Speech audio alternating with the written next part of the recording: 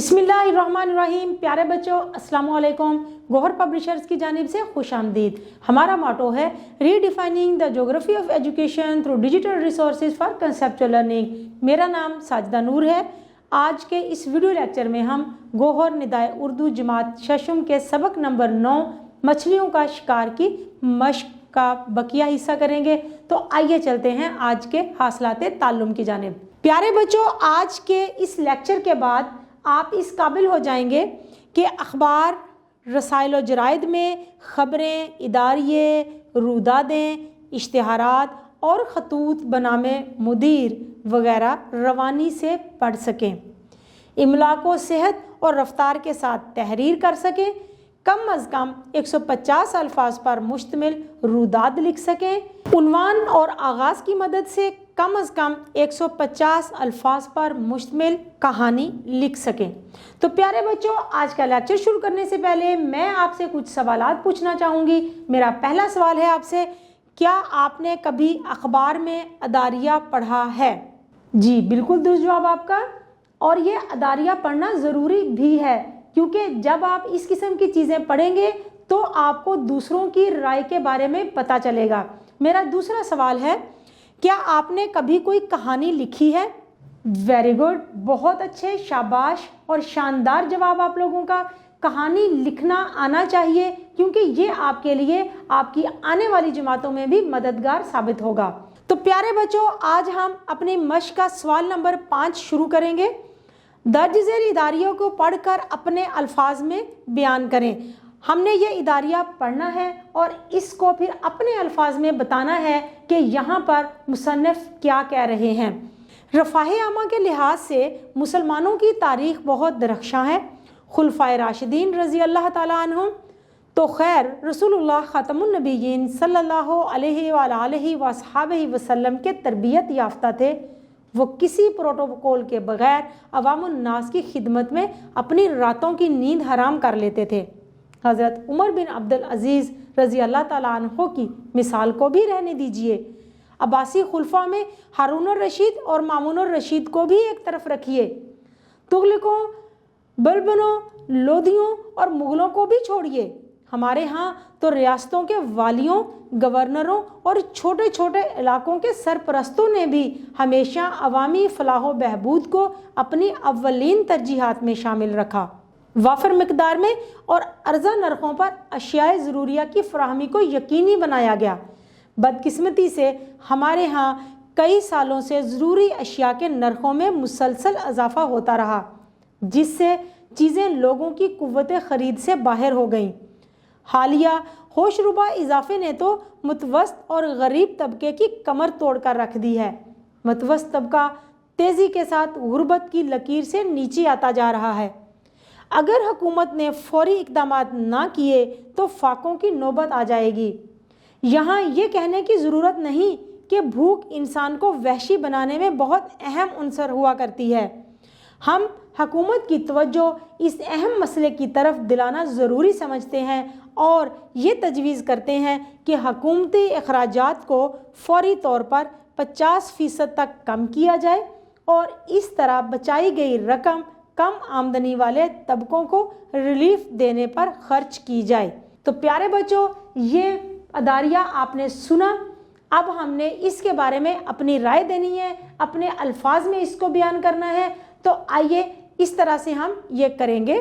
तारीख़ गवाह है कि मुसलमान हुक्मरानों ने हमेशा रफ़ाए आमा को मद्देनज़र रखा।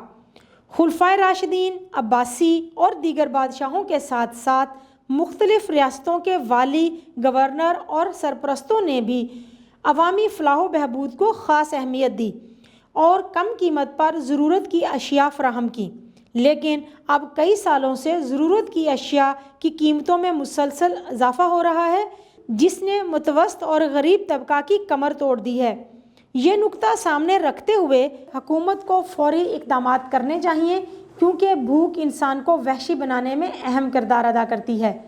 हुकूमत को चाहिए कि हुकूमती अखराजात को 50% तक कम करके बचाई गई रकम से कम आमदनी वाले तबकों को सहूलियात फराहम करें। तो प्यारे बच्चों, अगली सरगर्मी जो अब हम करेंगे वो है पढ़ें और लिखें।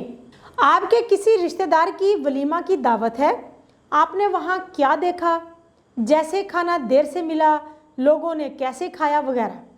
ان سارے معاملات اور واقعات کو 150 الفاظ کی روداد میں تحریر کریں۔ اب کرنا کیا ہے، آپ نے کسی دعوت ولیمہ میں آپ گئے ہوں گے، جیسا کہ شادیوں کا سیزن ہے اور ہم نے بہت ساری شادیاں اس سے پہلے بھی اٹینڈ کی ہیں، تو کسی ایسی شادی کا حال احوال آپ نے روداد کی شکل میں لکھنا ہے جس میں کھانا دیر سے کھلا اور لوگوں نے پھر کیا حشر نشر کیا۔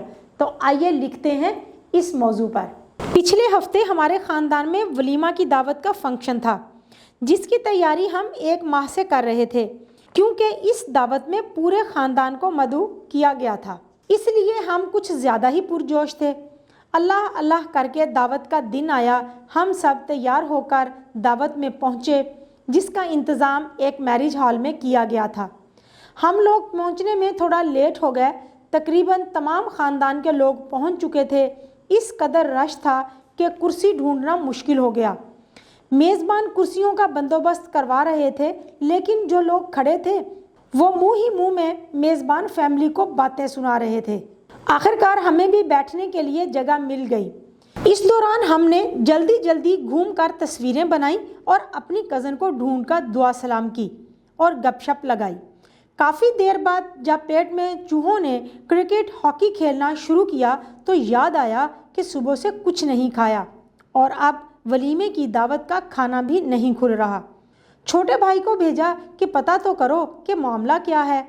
اس نے آ کر بتایا کہ مردوں کی طرف کھانا کھایا جا چکا ہے اور کھانا کم ہو گیا ہے، اس لیے خواتین کی طرف ابھی دیر سے کھلے گا کیونکہ کھانا تیار ہو رہا ہے۔ ہم صبر کے گھونٹ بھر کر رہ گئے۔ اللہ اللہ کر کے کھانا کھلا تو تمام مہمانوں نے کھانے کی طرف ایسے دوڑ لگائی کہ جیسے زندگی میں پہلی بار کھا رہے ہوں۔ اپنی پلیٹوں کو بھر بھر کر میزوں پر ڈھیر لگا دیے تھے۔ ہم نے بھی کھانا نکالا اور اپنی میز پر بیٹھ کر کھانے لگے۔ کھانے کے اختتام پر یہ دیکھ کر بہت دکھ ہوا کہ آدھے سے زیادہ کھانا میزوں پر بچا پڑا تھا، جو کہ ضائع ہونا تھا۔ خیر، دیر بہت ہو چکی تھی اور ہم تھک بھی گئے تھے، اس لیے گھر واپسی کی راہ لی۔ جی تو پیارے بچوں، اب ہماری اگلی سرگرمی جو ہم کرنے جا رہے ہیں وہ ہے کوئی مزاحیہ کہانی یا واقعہ سوچ کر اپنے الفاظ میں لکھیں جو کم از کم 150 الفاظ پر مشتمل ہو۔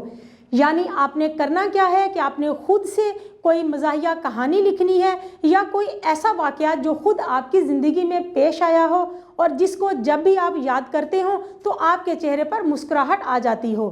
تو پیارے بچوں، آئیے اب لکھیں گے ہم ایسا کوئی واقعہ۔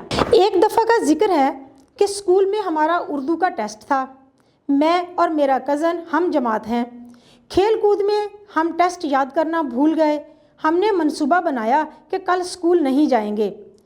چونکہ گھر والے اسکول سے چھٹی کے سخت مخالف ہیں، اس لیے ہم نے سوچا کہ گھر سے اسکول کے لیے تیار ہو کر نکلیں گے اور گھوم پھر کر واپس آ جائیں گے۔ خیر، ہم پارک میں وقت گزارنے کے لیے آ گئے۔ چھٹی کے وقت جب ہم گھر پہنچے تو ابا جان گھر میں موجود تھے۔ منہ ہاتھ دھو کر ہم کھانے کی میز پر آئے۔ ابھی روٹی کی طرف ہاتھ بڑھایا ہی تھا کہ ابا جان نے ہمیں مخاطب کرتے ہوئے کہا، آج اسکول میں دن کیسا رہا؟ میں نے جلدی سے کہا، بہت اچھا، آج اردو کا ٹیسٹ ہوا، میرا ٹیسٹ بہت اچھا ہوا۔ استاد صاحب میری بہت تعریف کر رہے تھے۔ ٹیسٹ کہاں ہے؟ ان کا دوسرا سوال تو میرے ہاتھوں سے طوطے کبوتر سب اڑا گیا۔ وہ تو استاد صاحب کے پاس ہی ہے، میں نے ہکلاتے ہوئے جواب دیا۔ لیکن آج راستے میں آپ کے استاد محترم سے میری ملاقات ہوئی تھی، ابا جان نے بتانا شروع کیا۔ وہ پوچھ رہے تھے کہ بچے آج اسکول کیوں نہیں آئے؟ اردو کا ٹیسٹ ہونا تھا، جو میں نے آج نہیں لیا، اب کل ہوگا۔ قارئین، اس کے بعد ہمارے ساتھ کیا معاملہ پیش آیا بتانے کی ضرورت تو نہیں، کیونکہ آپ خود سمجھدار ہیں۔ پیارے بچوں، امید ہے کہ آپ کو آج کا یہ ویڈیو لیکچر بہت اچھی طرح سے سمجھ آ گیا ہوگا۔ انشاءاللہ اگلی ویڈیو میں اگلے لیکچر کے ساتھ پھر ملیں گے، تب تک کے لیے اللہ حافظ۔